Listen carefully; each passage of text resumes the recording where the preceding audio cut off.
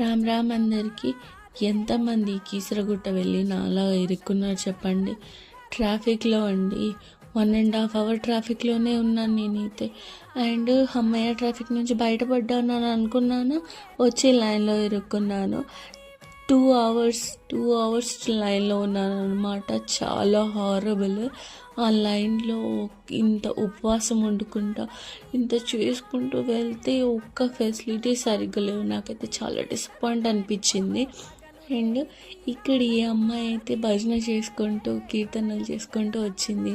అది చాలా బాగా అనిపించింది. అదే ది బెస్ట్ పార్ట్ అనమాట దర్శనం లైన్లో.